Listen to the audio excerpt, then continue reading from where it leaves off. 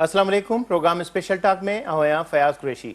नाज़रीन, मुल्क जी जिते माशी सूरताल हाणे बहितर थियण वञे पई, उते IMF सां जेको स्टैंड बाय एग्रीमेंट आहे उहो पंहिंजी अॼु पीक ते पहुतल आहे। अॼु जेको IMF जो जेको बोर्ड आहे उनजो इजलास बि आहे। उते हिन हवाले सां जेको IMF सां जेको मुआहिदो थियो आहे उन में $3 अरब जो जेको स्टैंड बाय जेको एग्रीमेंट आहे उन जे थियण खां पोइ पाकिस्तान खे पहिरीं जेका किस्त जी मुंतक़िली जो जेको अमल आहे उहो शुरू थींदो।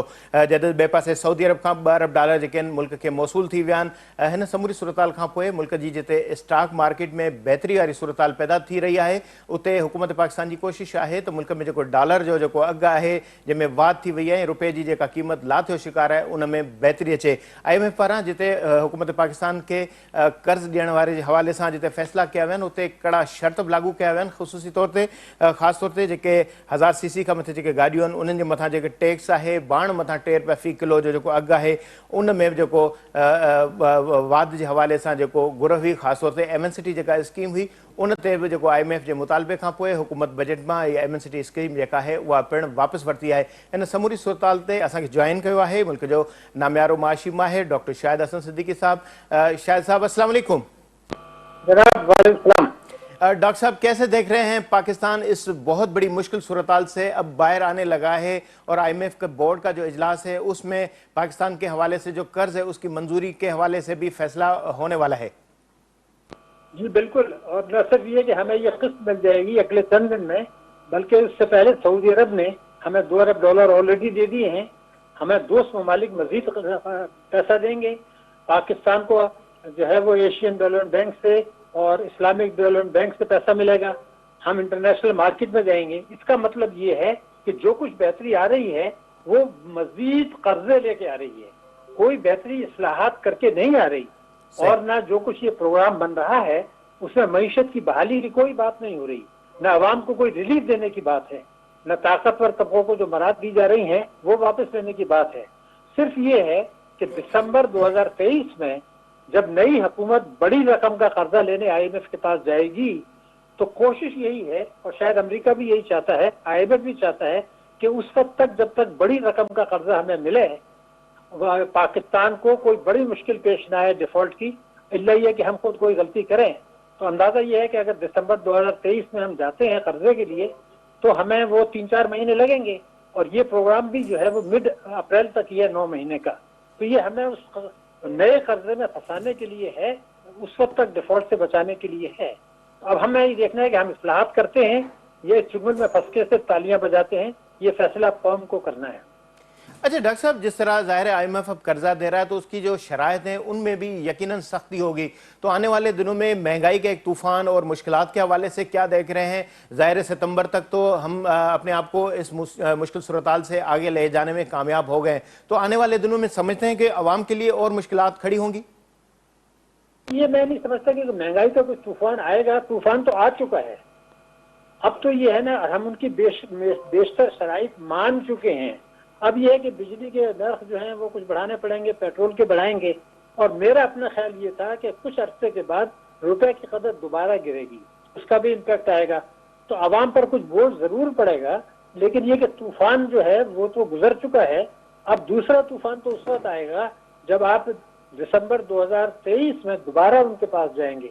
उस वक्त तूफान पाकिस्तानी अवाम के लिए भी आएगा, मईशत के लिए भी आएगा, पाकिस्तान की सलामती के लिए आएगा। अभी जो तबाही बर्बादी हो चुकी है उसमें कोई बड़ी मजीद तबाही नहीं होगी, अलबत्ता थोड़ा बहुत आवाम को बोझ जो है वो उठाना पड़ेगा। अब तो सिर्फ खतरा यही है कि जब नए कर्जे के लिए जाएं वो हमें कितना निचोड़ते हैं, आवाम को कितना तबाह करते हैं, सूबों और वफाक में एतमाद का बुरान कितना पैदा करते हैं, हमारे जौहरी प्रोग्राम को कितने खतरात की जद में लाते हैं।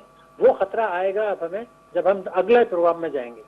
अच्छा डॉक्टर साहब, IMF की ज़्यादातर जो शराइत होती है उसमें गैस और बिजली जो है उसके जो रेट होते हैं उसे बढ़ाने के हवाले से मुतालबा होता है। ख़ासतौर पर यह मुतालबा सामने आया है कि तवानाई के शोबे में इस्लाहात लाई जाएँ, तो इस इस्लाहात के नाम पे तो ज़ाहिर महंगाई के बुनियादी जुज़ तो यही बनते हैं। ये अगर एटम अगर इस पर अगर नर्ख कम नहीं होते तो फिर आवाम के लिए तो मुश्किलात बरकरार रहती है। जो एक्सपोर्ट है हमारी उसमें भी यही चीज़ें रुकावट होती हैं कि क्योंकि बिजली और गैस महंगी पड़ती है। देखिए, आपने बिल्कुल सही बात की है, लेकिन मैं इसको IMF के खाते में नहीं डालना चाहता। IMF ने ये कहा था, रिकॉर्ड पर है, कि आप मालदार लोगों से टैक्स लें, یہ ریکارڈ کریں اور غریبوں کو مراد دیں. لیکن حکومت پاکستان نے جیسے ماضی میں حکومتیں تھیں انہوں نے یہ کہا کہ جی ہم تو جی ایس ٹی بڑھائیں گے. تو آپ کا ملک ہے، آپ کی مرضی ہے. اگر آپ جی ایس ٹی کم کریں، ٹیکسوں کی چوری روکیں، اخراجات کم کریں اور مالدار لوگوں سے جو چوری ہو رہی ہے، حکومت نے خود کہا ہے کہ 3,970 ارب روپے سالانہ کی ٹیکس کی چوری ہو رہی ہے، یہ پارلیمنٹ میں کہا گیا. تو آپ اس کو اگر روک لیتے تو پھر آئی ایم ایف آپ سے انسسٹ نہیں کرتا. اب آپ یہ کہتے ہیں ہم ٹیکس کی چوری نہیں روکتے، آپ یہ کہتے ہیں ہم مالدار لوگوں سے ٹیکس نہیں لیتے، تو پھر فیصلہ ہوتا ہے جی آپ بجلی کے نرخ بڑھائیں، گیس کے نرخ بڑھائیں، برآمدات کو تباہ کریں، آپ کا ملک ہے، آپ کی مرضی. تو اس میں ہمارا الزام ہمارے اوپر ہے، زیادہ آئی ایم ایف کے اوپر کم ہے. اچھا، ایک طرف یہ بھی بات ہے، دوسرے وزیر اعظم نے خطاب کرتے ہوئے جو بڑے الفاظ اس طرح کے ادا کیے جس میں ان کا یہ کہنا ہے کہ کب تک ہم بھیک مانگتے رہیں گے. دنیا میں ہم جہاں پہ بھی دورے پر جاتے ہیں تو وہ ہمارے چہرے دیکھتے ہی سمجھ جاتے ہیں کہ یہ آگے ہم سے پیسے مانگنے. تو اس طرح کی ہمارا جو ایک امیج بنا ہے اس کے خاتمے کے لیے آپ کیا سمجھتے ہیں، کیا تجاویز ہیں کہ یہ معاملات جو ہیں ختم ہو، کم از کم پاکستان کا جو دنیا میں امیج جو خراب ہو رہا ہے اس کی جو بہتری ہے وہ ہو سکے؟ دیکھیے وزیر صاحب نے جو بیان دیا ہے یہ ان کا سیاسی بیان ہے، اس لیے کہ جو اصلاحات کرنی ہے وہ تو خود اس کے لیے تیار نہیں ہے. اور شاید آپ اسی پروگرام میں اگر آپ دیکھیں تو شہباز شریف نے یہ کہا کہ اگلی حکومت کو معیشت میں ریئل سینس میں حقیقی معنوں میں اصلاحات لانی ہوں گی. ارے بھائی، تو آپ 30 سال سے اقتدار میں ہیں، دوسری پارٹیاں بھی ہیں، انہوں نے تو نہیں کیا، تو اگلی حکومت کیسے کرے گی؟ اگر کچھ کرنا تھا، جو آپ کا سوال ہے، تو یہ تھا کہ آج کی تاریخ میں قومی سلامتی کمیٹی کا اجلاس بلا کر جو قانونی اصلاحات آپ چاہتے ہیں اگلی حکومت سے، اس کے لیے آج قانون سازی کر لیں. پہلے قومی سلامتی کمیٹی منظور کریں، اس کے بعد پارلیمنٹ منظور کرے، قانون سازی ہو جائے کہ اگلی حکومت نے 1 2 3 4 5 یہ اصلاحات کرنی ہے. اگر وہ نہیں کرتے تو ان کا حکومت کرنے کا حق ختم ہو گیا. جو ان کے ٹکٹ پہ الیکشن جیتے تھے ان کا الیکشن نل اینڈ وائڈ ہو گیا. یہ قانونی اصلاحات اگر کرتے ہیں تب تو ٹھیک ہے، ورنہ وہ سیاسی بیان دے رہے ہیں. وہی چیز سے وہ پھر دوبارہ یہی ہوگا کہ عوام پر بوجھ ڈالا جائے گا.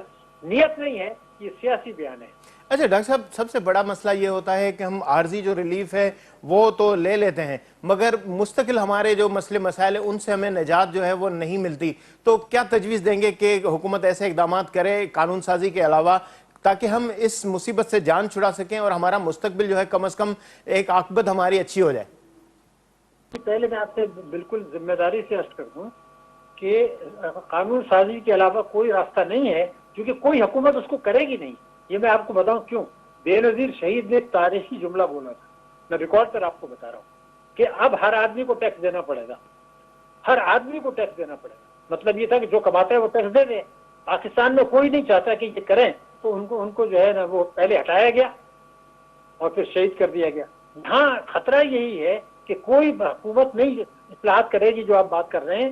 میرے تجربے کی روشنی میں قانون کو، اصلاحات کو اگر قانونی شکل نہیں دیتے، کوئی حکومت چاہے گی بھی تو نہیں کر سکتی، نہیں کرے گی. یہ میں آپ کو یاد ہوگا کہ ذوالفقار علی بھٹو نے قومی ملکیت میں لے لیا تھا. کہانی نہیں سنائی تھی، انہوں نے کہا بینکوں کو قومی ملکیت میں لے لو. ساری دنیا نے شور مچایا کہ جی یہ غلط فیصلہ ہے. میں نے کہا تھا کہ یہ صحیح فیصلہ ہے، اور بہت عرصے کے بعد سینٹ کمیٹی میں نے مجھے انوائٹ کیا 3 دن کے لیے. وہاں میں نے یہ بتایا کہ بینکوں کو جو قومیانے کا تجربہ تھا وہ انتہائی شاندار اور کامیاب تھا. تو کیا آپ مانیں گے کہ اس میں کئی سابق وزیر خزانہ تھے جن کا تعلق پیپلز پارٹی سے نہیں تھا، انہوں نے اپنی رپورٹ میں لکھا کہ وہ نجکاری وہ جو ذوالفقار بھٹو نے کیا تھا قومی ملکیت وہ صحیح تھا، وہ ثابت کیا تھا. میں نے اعداد و شمار سے بعد میں تباہی آئی. تو میں جو چیز کر رہا ہوں کہ فیصلہ کہنے سے کچھ نہیں ہوتا، عمل کریں. عمل یہی ہے کہ آپ قانونی اصلاحات کو قانونی شکل دیں، ورنہ کچھ نہیں ہوگا. یہ صرف کہانیاں سنا رہے ہیں. اچھا ڈاکٹر صاحب، یہ سمجھا جائے کہ یہ جو ہم نے حل نکالا ہے وہ عارضی ہے، مستقل حل ابھی بھی نہیں نکلا. تو مستقل حل ایک بڑا مشکل فیصلہ ہے جو حکومتوں سے ہو نہیں پا رہا. بالکل آپ صحیح کہہ رہے ہیں. اس لیے کہ حکومتیں جو آتی ہیں وہ طاقتور طبقوں کو نوازتی ہیں، طاقتور طبقوں سے ٹیکس نہیں لیتی، اپنے اخراجات کم نہیں کرتی. کیبنٹ میں 80 آدمی رکھ لیتے ہیں، بیرونی دورے ہوتے رہتے ہیں، کئی ہزار ارب روپے کے غیر ضروری اخراجات ہوتے ہیں. تو آپ جو کہتے ہیں عارضی حل، وہ عارضی حل ہے ان کے لیے کہ ملک ڈیفالٹ سے بچ گیا. معیشت کی بہتری کا حل نہیں ہے وہ. میں نے ابھی آپ سے کہا کہ اس پروگرام کا مقصد معیشت کو بحال کرنا نہیں ہے، عوام کو ریلیف دینا نہیں ہے. आर्जी हल ये है कि आप डिफॉल्ट से कुछ हद तक के लिए बच गए, इस्लाहात करेंगे तो मुस्तकिल बच जाएंगे, नहीं करेंगे तो इसी तरह से तबाही आती रहेगी, खुदा न खास्ता। बहुत बहुत शुक्रिया डॉक्टर शाहिद हसन सिद्दीकी साहब। सदस्य चवणो त असां वटि जेको बि मामिलो IMF जा कर्ज़नि जो मामिलो आहे, अगरि जेकॾहिं उन में इस्लाहात जेकॾहिं कजनि थियूं, उन में बहितरी आणिजे थी, त उनजो मुस्तक़िल जेको हल आहे उहो नथो कयो वञे। जेकॾहिं मुस्तक़िल हल न कयो वेंदो त ॿीहर असांजे लाइ उहो ई ब्लैक लिस्ट ऐं डिफॉल्ट वारो जेको मरहलो आहे ॿीहर पैदा थींदो। ही आर्ज़ी हल सेप्टेंबर ताईं असांखे अॻिते त वठी वञी सघे थो, पर केसीं ताईं असां जहिड़ी रीति वज़ीर अज़म जो चवणु आहे त पिनंदा रहंदासीं, कर्ज़ वठंदा रहंदासीं ऐं मुश्किल मरहले मां निकिरण जूं कोशिशूं कंदा रहंदासीं, पर बुनियादी जेको जुज़ आहे उहो जेके कानून साज़ी आहे उनखे सख़्तु करिणो पवंदो। हर माण्हू खे जहिड़ी रीति शहीद ज़ुल्फ़िकार अली भुट्टो ऐं शहीद मोहतरमा बेनज़ीर भुट्टो जो डॉक्टर शाहिद साहब ज़िक्र कयो, त उन्हनि जो इहो चवणु हुयो त अगरि जेकॾहिं असांखे बहितरी हासिलु करणी आहे ऐं मुस्तक़िल सुनहरो रखिणो आहे, हर माण्हू खे टैक्स अदा करिणो पवंदो। जहिड़ी रीति हर माण्हू टैक्स अदा त करे थो, पर जेके बाअसर आहिनि उहे टैक्स चोरी बि कनि था, ऐं जेका टैक्स जो जेको वॾो हिसो जेको आहे, जहिड़ी रीति उन ज़िक्र बि कयो डॉक्टर शाहिद साहब त 3,970 अरब रुपया जेको सालियानो जेके टैक्स चोरी जे हवाले सां ऐवान में बि हवाले सां तज़किरो कयो वियो, त अगरि जेकॾहिं अहिड़े क़िस्म जा कारनामा अंजाम ॾींदा रहिया विया, ॿीहर इहो सिलसिलो जारी रहियो, त मुमकिन न आहे त मुल्क जेको बहितर दग ते हली सघे ऐं ॿीहर मुल्क जे लाइ मुश्किलातूं खड़ियूं न थींदियूं। अगरि जेकॾहिं अहिड़ी तरह सां इहो माहौल बरक़रार रहियो त हीअ आर्ज़ी हल असांखे अॻिते वठी वञण बजाए ॿीहर नई जेका इंतिहाई सख़्ती ऐं मुश्किलात वारा ॾींहं ॾेखारींदा, त इन हवाले सां हुकूमत जे लाइ इहो लाज़मी आहे त न सिर्फ़ु जेके मुश्किलातूं आहिनि उनजे ख़ात्मे जे लाइ मुस्तक़िल हल ॻोल्हियो वञे, ऐं कर्ज़ लाहिण जे हवाले सां तोड़े ईंदड़ वक़्त में कर्ज़ न वठणु ऐं जेको पंहिंजो टैक्स निज़ाम आहे उनखे बहितर कयो वञे, त असां न सिर्फ़ु बहितर दग हासिलु करे सघूं था, बल्कि असांजी जेके मुश्किलातूं आहिनि उन्हनि जो ख़ात्मो अची सघे थो। वक़्तु ब्रेक जो वठूं था शॉर्ट ब्रेक।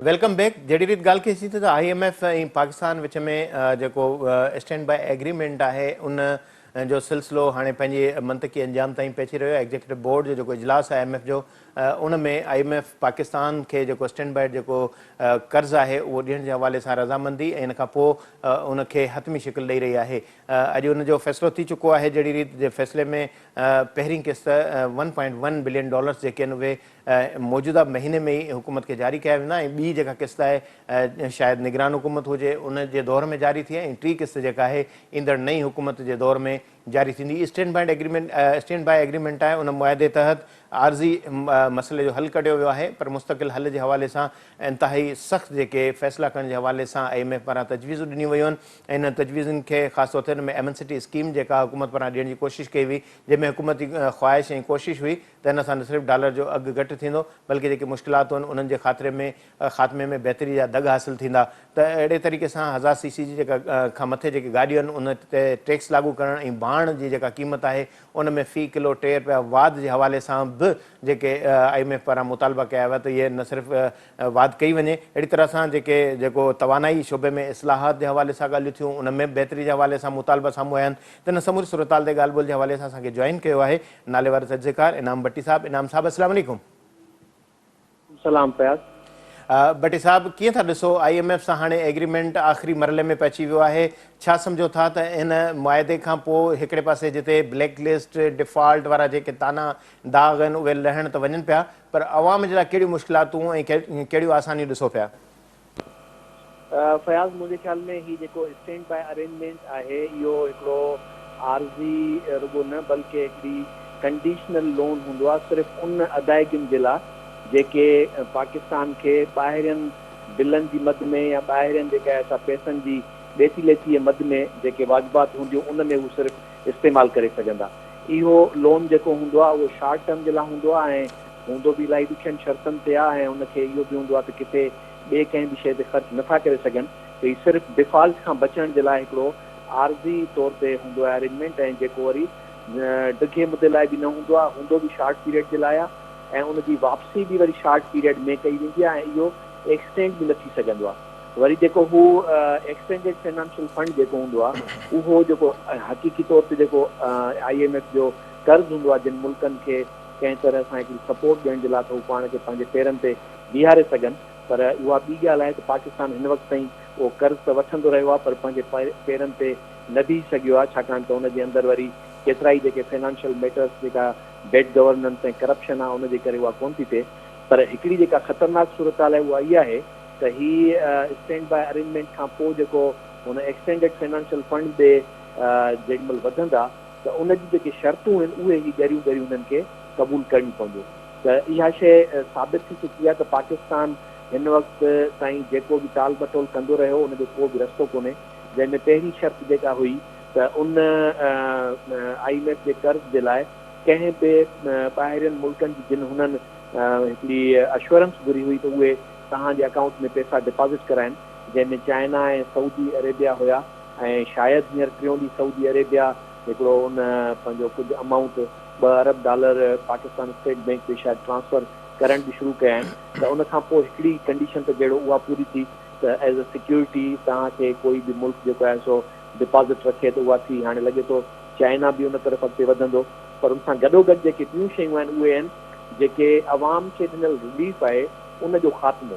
ऐं अवाम खे ॾिनल रिलीफ मुराद इहा आहे त तव्हां जूं सब्सिडीज़ जेके बि आहिनि उहे तवानाई ते हुजनि, गैस ते हुजनि, बिजली ते हुजनि या जंहिं बि सेक्टर में हुजनि, मोस्टली उन्हनि जे मुकमिल ख़ात्मे तरफ़ वधण जे लाइ IMF जो प्रेशर वधंदो रहे थो।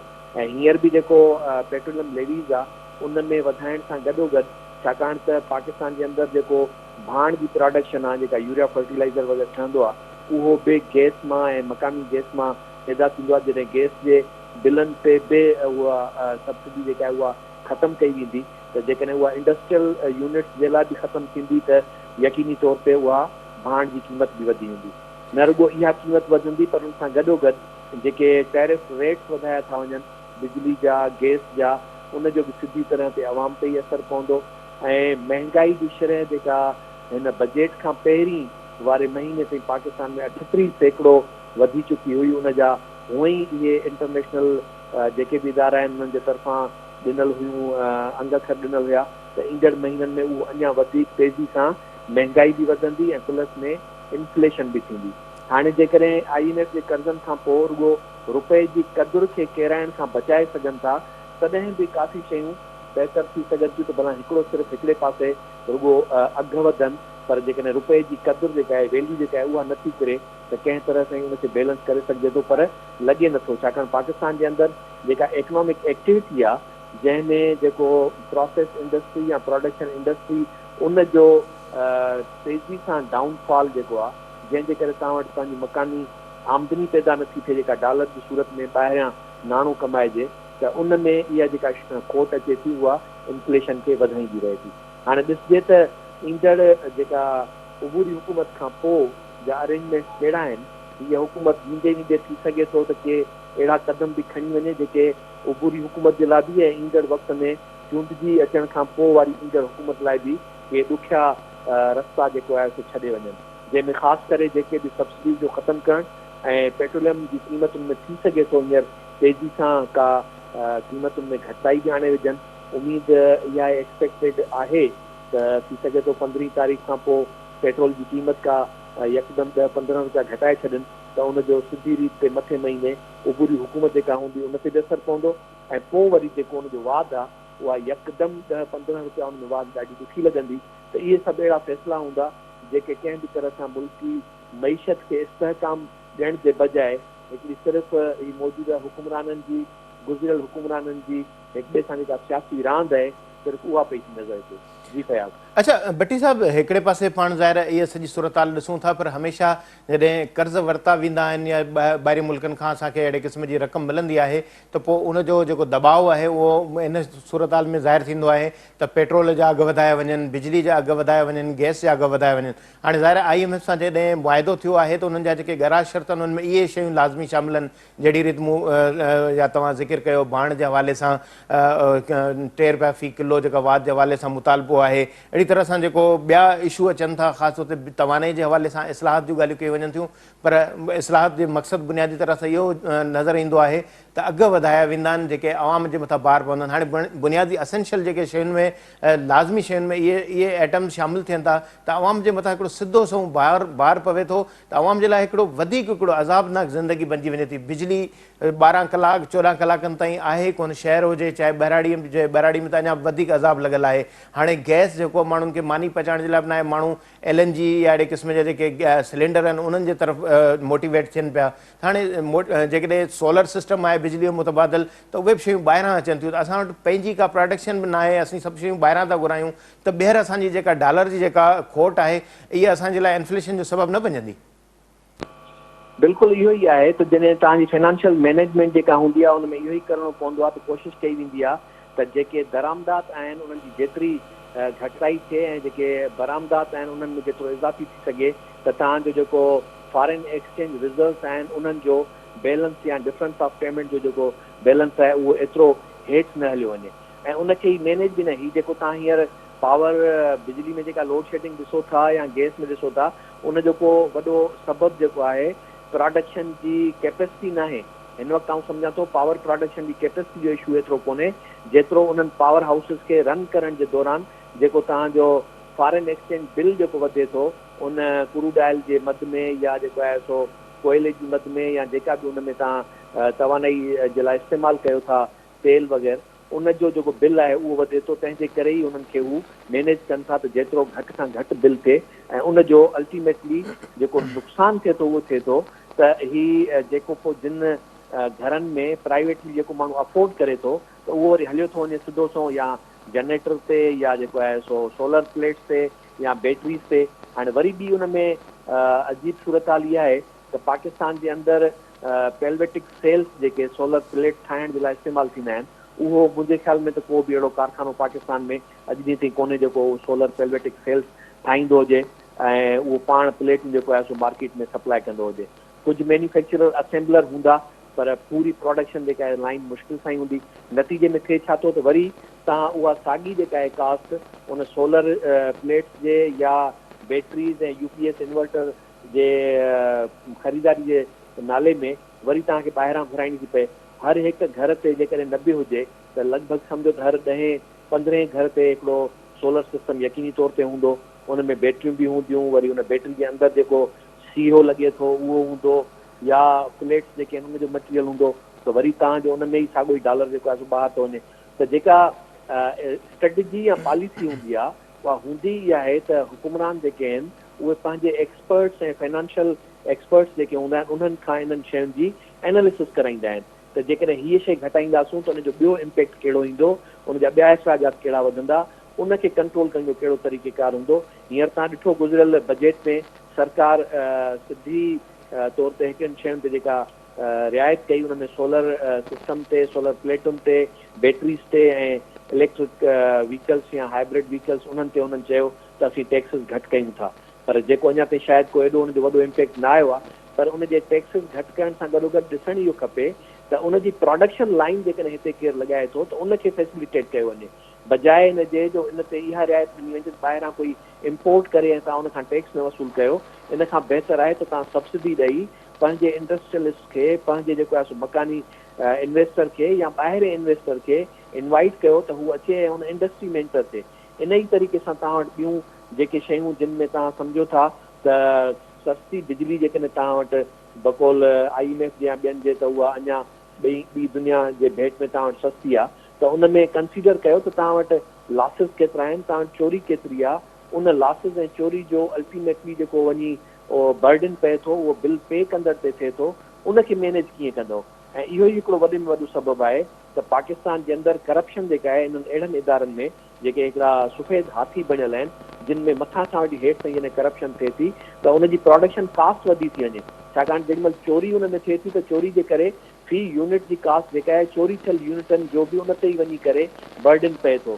तव्हां मिसाल प्रोडक्शन ताईं 100 यूनिट आहे, तव्हांखे रिटर्न में जेको आहे सो बिल पे थो थिए 50 यूनिट्स जो त 50 यूनिट्स जेके आहिनि उहे तव्हांजा जेके लॉसिस में काउंट था कयो त उनजो असुल में हक़ीक़ी तौर ते लॉसिस न आहिनि पर उहा चोरी आहे। पोइ तव्हां उन 100 यूनिट्स जेका प्रोडक्शन कास्ट आहे उनखे वरी पोइ उन सां लागू करे ऐं उनजो यूनिट जी वैल्यू कढो था।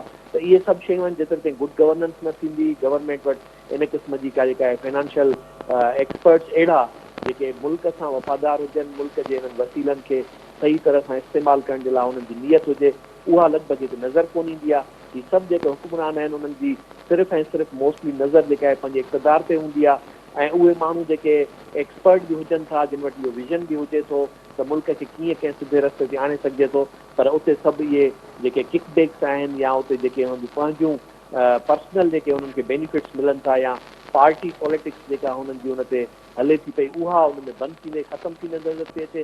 तंहिंजे करे पोइ हुननि खे अहिड़े क़िस्म जा माण्हू पसंदि ई न हूंदा आहिनि। पोइ हू लामहाला मुल्क सॼे खे दाव ते लॻाए सिर्फ़ु पंहिंजी पार्टी, पंहिंजो पाण, पंहिंजी ज़ात, पंहिंजी मिल्कियत ऐं पंहिंजे सभिनी शयुनि खे बचाइण जे लाइ सॼे मुल्क खे वेठा क़ुर्बान कंदा आहिनि। अच्छा इनाम साहब, जहिड़ी रीति ज़ाहिर पाण हाणे हिन तवानाई जे हवाले सां ॻाल्हि कयूं था, असांजो ज़्यादातर बिजली जेका आहे उहो दरामदी जेको फ्यूल आहे उन मां बिजली ठहे थी। हिन वक़्तु असांजे थर जो जेको कोयलो आहे उन मां 2500 जे क़रीब जेका मेगावाट बिजली जेका उहा ठहे पई थी। पर जेकॾहिं पाण पंहिंजे पाड़ेसरी जेका मुल्क भारत जो जेकॾहिं अंदाज़ो लॻायूं त उन में जेका 70% जेका बिजली आहे उहा कोयले ते ठही रही आहे, उहा काफ़ी अरसे खां ई ठाहे रहिया आहिनि। पर जॾहिं असां वटि जॾहिं इहा बिजली ठहे थी सस्ती त उन जे लाइ रुकावटूं पैदा कयूं थी वञनि। थोरे आलमी सतह जूं जेके रुकावटूं आहिनि उहे बि पैदा करे इहो इल्ज़ाम लॻायो थो वञे त हीअ जेका तवानाई जी जेका ज़रूरत पूरी कई थी वञे, इन सां माहौलियात तबाह थींदो, दुनिया में अहिड़े क़िस्म जो जेको बिजली पैदा करण वारो जेको रुझान आहे उहो ख़तमु थी चुको आहे। पर अंदाज़ो लॻायूं हेॾो सारो मुल्क पाड़ेसरी आहे, उन में 70% जेकॾहिं बिजली अगरि जेकॾहिं उतां कोयले मां ठाही वञे थी, असां वटि ज़ाहिर 100 सालनि खां वधीक जा ज़ख़ीरा बि मौजूदु आहिनि। इन तरह सां चाइना खे पाण ॾिसूं त उहा बि कोयले मां ज़्यादातर बिजली ठाहिनि था।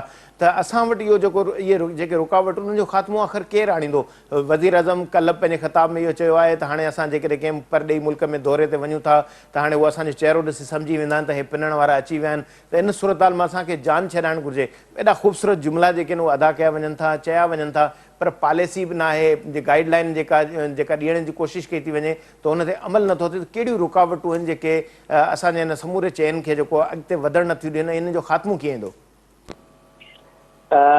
हैरत जहिड़ी ॻाल्हि इहा आहे फयाज़ त थर जो कोयलो हिन वक़्तु सिर्फ़ु थर में त इस्तेमालु थिए थो, पर इन थर कोयले जी प्रोडक्शन खां पोइ बि पाकिस्तान जे अंदरि जेके कोल पावर प्लांट्स लॻा आहिनि, जंहिंमें साहिवाल कोल पावर प्लांट आहे, हिते हींअर जामशोरे में जामशोरो थर्मल पावर सां गॾु नओं कोल पावर प्लांट जेको आहे सो ठही कंप्लीट थियण जे वेझो पहुतो आहे। ग्वादर में कोल पावर प्लांट आहे, ईअं ई जेको आहे सो ॿियनि हंधनि ते बि कुझु आहिनि।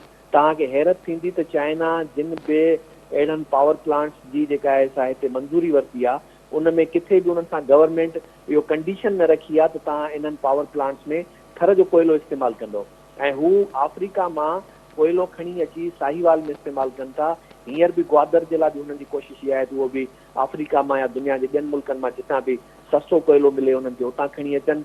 ऐं न रुॻो इहो, पर तव्हांजो जेको अफ़गानिस्तान जो बॉर्डर आहे उन ते जेको सॉफ्ट बॉर्डर उनखे रखियो ई इनजे करे थो वञे त उतां कुझु मिनरल्स ऐं ख़ासि करे कोयलो उहो तमामु सस्ते अघ ते बि न चइजे, बल्कि ईअं खणी चइजे त चोरी जे ॾेती लेती में जीअं थींदो आहे न त तव्हां मूंखां हीउ माल वठो, मूंखे तव्हां हीउ माल ॾिजो, इन तरह जी आमदरफ़ सां उहो कोयलो हिते पंजाब जे इंडस्ट्रीज़ में बि इस्तेमालु थिए थो, अचे थो, ऐं मुख़्तलिफ़ हंधनि ते जिते हुनजी भठनि में या किथे ॿियनि हंधनि ते खपत आहे, सीमेंट फैक्ट्री में उते खपत आहे, उते उहो इस्तेमालु थिए थो। त पाकिस्तान उन ते पंहिंजूं पॉलिसीज़ कोन थो ठाहे। त असां वटि हिकिड़ो मकानी तौर ते पंहिंजी प्रोडक्शन मौजूदु आहे, त इहा शइ असां पाबंद छो नथा कयूं। पर हीअ ॻाल्हि ट्रांसपोर्टेशन जी कॾहिं कॾहिं अजीब सूरत हाल हूंदी आहे, त जेकॾहिं अॼु जे दुनिया में बि कोई वेही करे इहो चए त थर मां कोयलो ग्वादर ट्रांसपोर्ट करणु ॾुखियो आहे या थर मां कोयलो साहिवाल ट्रांसपोर्ट करणु ॾुखियो आहे, हुनजी कास्ट वधी वेंदी, त इहा हैरत जहिड़ी ॻाल्हि न आहे त अफ्रीका मां कोयलो ट्रांसपोर्ट थी साहिवाल पहुची सघे थो, ग्वादर पहुची सघे थो, या पंजाब जे ॿियनि शहरनि में पहुची सघे थो, त उहो थर मां खॼी करे किथे छो नथो पुॼी सघे। हिकिड़ो त तव्हां आर्टिफिशियल जेको आहे सो कैनाल्स जे ज़रिए वाटर वेज़ बि ठाहे सघजनि था, जेके थर खां जेको आहे सो केटी बंदर ताईं पहुची उतां थ्रू वाटर वेज़ वरी तव्हांखे ग्वादर ताईं पहुचाए ॾियनि। रेलवे ट्रैक जेको आहे सस्ते खां सस्तो ट्रांसपोर्टेशन सिस्टम जेको आहे उहो रेलवे जो हूंदो आहे, ऐं हींअर बि जेको साहिवाल जे लाइ कोयलो वग़ैरह वेंदो आहे त उहो कराची मां पोर्ट ते पहुची उतां खां पोइ वरी बाय ट्रेन ई ओॾे साहिवाल वेंदो आहे। त उहो बाय ट्रेन थरपारकर मां रेलवे लाइन जेका आहे कोल माइंस खां सॼी सिंध में या सॼे पाकिस्तान में कनेक्टेड सिस्टम सां छो नथी वञी करे ॻंढिजी सघे। ॿी रही ॻाल्हि जेका माहौलियात जी या क्लाइमेट जी, त अॼु जे दौर में क्लीन कोल टेक्नोलॉजी सॼी दुनिया जे अंदरि जेको आहे उन ते कमु थिए पियो ऐं कमु थींदो रहे थो। दुनिया जा जेके डेवलप्ड कंट्रीज़ आहिनि उहे बि कोयले खे जेको आहे सो साफ़ तरीक़े सां इस्तेमालु कनि था, जंहिंमें माहौलियात जी घटि खां घटि पॉल्यूशन थिए थी या आलूदगी थिए थी, त उन जी टेक्नोलॉजी सिर्फ़ु इस्तेमालु करणी आहे। ॿियो, कोयलो सिर्फ़ु पावर बिजली पैदा करण लाइ डायरेक्ट कंबशन करे ऐं बिजली पैदा करण लाइ न हूंदो आहे। कोयले मां इलाही सारियूं ॿियूं केमिकल प्रोडक्ट्स बि ठही सघनि थियूं, जेकॾहिं तव्हां वटि कोल कोकिंग प्रोसेस हुजे, कोल पायरोलिसिस सिस्टम हुजे। पर छाकाणि त हिते असां पाकिस्तान में असांजी जेका गवर्नमेंट हुजे थी या हुकूमतूं हुजनि थियूं या इदारा हुजनि था, उनजी वसी नज़री कोन्हे, उन्हनि खे ॿियनि शयुनि ते का एतिरी कंसिडरेशन न हूंदी आहे।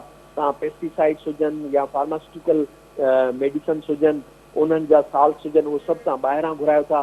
डेरिवेटिव इंडस्ट्री हिते तव्हां वटि जेका उन्हनि मां हाइड्रोकार्बन्स मां, कोल मां या क्रूड ऑयल मां जेके उहे प्रोडक्ट्स ठाहे ऐं मकानी तौर ते उन्हनि सभिनी इंडस्ट्रीज़ खे पंहिंजो रॉ मटीरियल प्रोवाइड करे ॾिए, उन ते अॼु ॾींहं ताईं कॾहिं न को सोचियो आहे न कमु थियो आहे। उन जो ई सबबु आहे त तव्हांजो खाम माल जॾहिं तव्हां पाण पैदा न कंदव ऐं सॼो डिपेंडेंट हूंदो खाम माल ॿाहिरां घुराइण ते, त नतीजे में उहा खाम माल जी हिते पहुचण जी लागत ई एतिरी वधी थी वञे। तंहिंखां पोइ बहितर आहे हर को माण्हू सोचींदो आहे त ठहियल ठुकियल प्रोडक्ट ॿाहिरां साॻी क़ीमत में मिले थी, त असां हिते पंहिंजी इंडस्ट्री जे लाइ खाम माल ॿाहिरां छो घुरायूं। पोइ उन जो नतीजो छा थो थिए त तव्हांजो इम्पोर्ट बिल वधंदो थो वञे, मक़ामी तौर ते बेरोज़गारी वधे थी ऐं हिते जी जेका इकोनॉमिक एक्टिविटी आहे उहा ख़तमु थी इंडस्ट्रीज़ खे सिक करे थी छॾे। त इहे सभु शयूं आहिनि जेके गवर्नमेंट जे विज़न जी खोट, वसी नज़र जी खोट ऐं सिर्फ़ु ज़ाती इक़्तिदार ऐं पंहिंजे अकरबा परवरी वारे माहौल में वेही करे सिर्फ़ु इक़्तिदार ते विराजमान रहण जी जेका सोच आहे उनजो ई हिकिड़ो वॾो सबबु थिए थो। ठीकु आहे, वॾी महिरबानी इनाम भट्टी साहिबु। प्रोग्राम जो वक़्तु जेको तमामु घटि आहे, न त इहो तमामु वॾो मौज़ू आहे जंहिंमें इहा ॻाल्हि शामिलु करे सघिजे थी त अफ्रीका मां त कोयलो घुराए सघिजे थो, पर असांजा जेके मुल्क में साहिवाल, ग्वादर ऐं ॿिया जेके कोल जा जेके प्लांट आहिनि उन्हनि में थर जो कोयलो इस्तेमालु नथो थिए। त बुनियादी तरह सां जेकॾहिं ॾिठो वञे त अगरि जेकॾहिं इक़्तिदार में वेठल धुरियूं अगरि जेकॾहिं चाहिनि त अहिड़ी हिकमत अमली ऐं अहिड़ी पॉलिसी जोड़ीनि त मुल्क जो जेको इम्पोर्ट जो जेको बिल आहे उनखे घटि करण में न सिर्फ़ु असांखे मदद मिली सघे थी, बल्कि असांजो जेको पंहिंजो वसीलो, पंहिंजा जेको कोल जा ज़ख़ीरा आहिनि उहे इस्तेमालु थींदा ऐं असां परॾेही नाणू बचाए सघूं था ऐं असां रोज़ बरोज़ जेको ही माशी मुश्किलातुनि जो जेको शिकार थियूं था उन्हनि जो बि ख़ात्मो अची सघे थो। प्रोग्राम जो वक़्तु ॼाणी थो पतो, इजाज़त ॾींदा अला भाई।